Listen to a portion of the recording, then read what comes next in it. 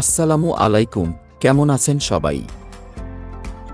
বিমানবন্দর এলাকায় নির্মাণ হচ্ছে বাংলাদেশের সবচেয়ে বড় এবং আধুনিক সুযোগ সুবিধার সম্বলিত আন্ডারপাস।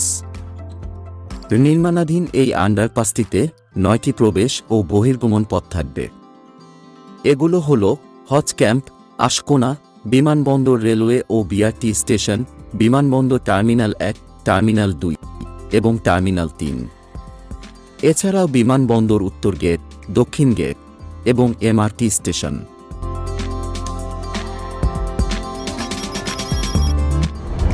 প্রস্তাবিত আন্ডারপাস ব্যবহার করে হজ ক্যাম্প থেকে সরাসরি বিমানবন্দরের টার্মিনালে যাওয়া যাবে।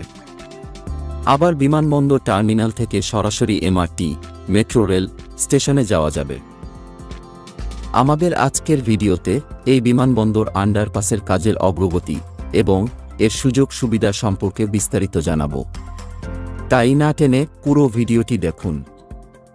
আশা করি ভিডিওটি আপনাদের সবার ভালো লাগবে।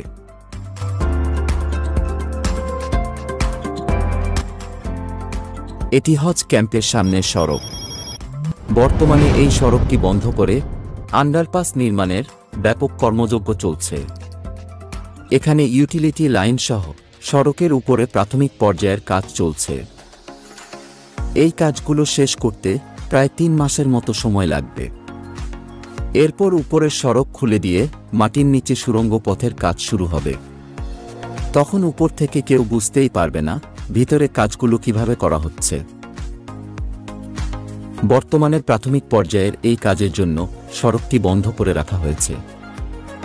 কাছাকাছি বিকল্প সড়ক না থাকায় এই অঞ্চলের বিপুল পরিমাণ মানুষ বর্তমানে পায়ে হেঁটেই যাতায়াত করছেন। এই আন্ডারপাসের কাজ শেষ হলে বাংলাদেশের সবচেয়ে বড় এবং সবচেয়ে আধুনিক আন্ডারপাসের সুবিধা পাবেন এই অঞ্চলের মানুষ।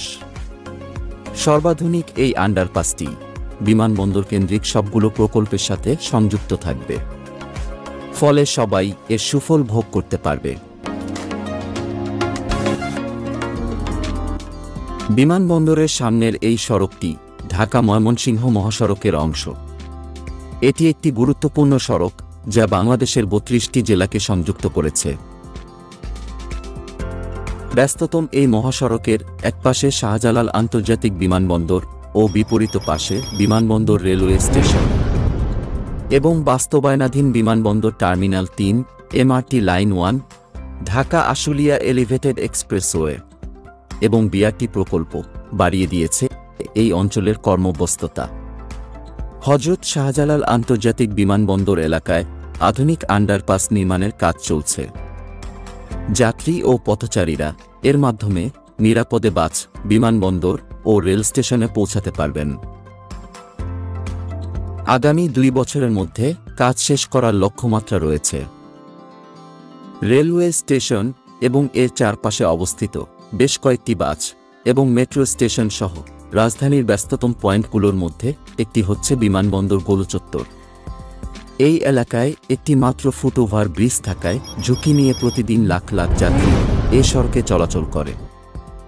গাজীপুর হয়ে ঢাকা-ময়মনসিংহ মহাসড়কের সঙ্গে যুক্ত বিমানবন্দর সড়কে প্রতিনিয়ত তীব্র যানজট দেখা যায়। ফুটওভার ব্রিজ অপ্রতুল হওয়ায় বিপুল সংখ্যক যাত্রী ও পথচারী এর নিচ দিয়ে রাস্তা পার হওয়ার চেষ্টা করে বিধায় এ জায়গায় প্রায়ই তীব্র যানজট সৃষ্টি হয়। ঘটে দুর্ঘটনা। নির্মাণাধীন এই আন্ডারপাসটি কাজ শেষ হলে যানজট ও দুর্ঘটনা কমবে বলে আশা করা হচ্ছে। আন্ডারপাসটি হবে শতভাগ শীতাতপ নিয়ন্ত্রিত। এতে থাকবে 8টি লিফট, 28টি এসকেলেটর এবং 25টি ট্রাভেলেটর। আন্ডারপাস ব্যবহার করে হজ ক্যাম্প থেকে সরাসরি বিমানবন্দরের টার্মিনালে যাওয়া যাবে। আবার বিমানবন্দর টার্মিনাল থেকে সরাসরি মেট্রো রেল স্টেশনে যাওয়া যাবে। যারা বিআরটি পরিবহন ব্যবহার করবে তারা আন্ডারপাসের মাধ্যমে রাস্তা পারাপার হতে পারবে। ভবিষ্যতে এই আন্ডারপাসটি একটি মাল্টিমোডাল হাব হিসেবে বিবেচিত হবে। প্রথমবারের মতো এই ধরনের আন্ডারপাস তৈরি হচ্ছে বাংলাদেশে। উন্নত দেশগুলোর মতো যাত্রী সেবা ট্রাভেলেটর থাকবে এই আন্ডারপাসে। চলমান ওয়াকওয়ে হিসেবে পরিচিত ট্রাভেলেটর সাধারণত বিমানবন্দর, ট্রেন স্টেশন বা শপিং মলের মতো জায়গায় মানুষের চলাচলের সুবিধার জন্য ব্যবহৃত হয়। সড়ক ও জনপথ অধিদপ্তর এবং সেনাবাহিনীর 24 ইঞ্জিনিয়ার কনস্ট্রাকশন ব্রিগেড যৌথভাবে প্রকল্পটি বাস্তবায়ন করছে। বর্তমানে ঘণ্টায় সর্বোচ্চ প্রায় 15,000 জন পথচারী ও যাত্রী একটি মাত্র ফুটওভার ব্রিজ দিয়ে এই মহাসড়ক পারাপার হন, যা প্রয়োজনের তুলনায় অপ্রতুল। খুব শীঘ্রই এর সঙ্গে যুক্ত হবে বিআরটি বাস সুবিধা। এছাড়া MRT-1 বাস্তবায়ন হলে এ এলাকায় যাত্রী চাপ আরও বাড়বে। এসব প্রকল্পের কাজ শেষ হলে প্রতিদিন প্রায় 3,70,000 যাত্রী এই এলাকায় চলাচল করবে। এই বিপুল পরিমাণ মানুষ বড় একটি অংশ নির্মাণাধীন এই আন্ডারপাসের সুবিধা নিবে। বিমানবন্দরের এই মহাপরিকল্পনা প্রণয়নের আগে 2017 থেকে 2019 সাল পর্যন্ত একটি সম্ভাব্যতা সমীক্ষা হয়েছিল। সমীক্ষা অনুযায়ী বিমানবন্দরটি 2035 সালের মধ্যে 2,20,00,000 যাত্রী পরিবহন করবে।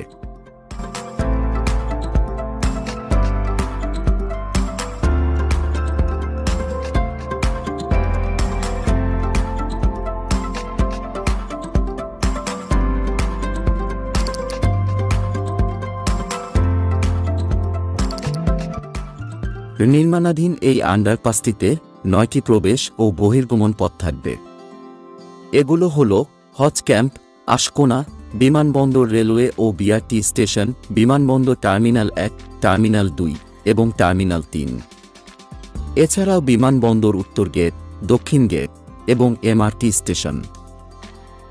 সর্বাধুনিক এই আন্ডারপাসটি বিমানবন্দর কেন্দ্রিক সবগুলো প্রকল্পের সাথে সংযুক্ত থাকবে, ফলে সবাই এর সুফল ভোগ করতে পারবে।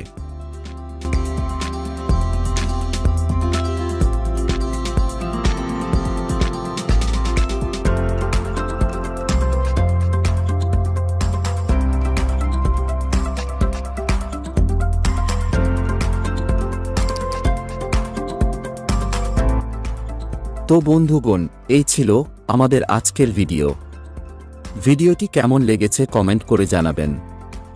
সবাইকে অসংখ্য ধন্যবাদ ভিডিওটি দেখার জন্য।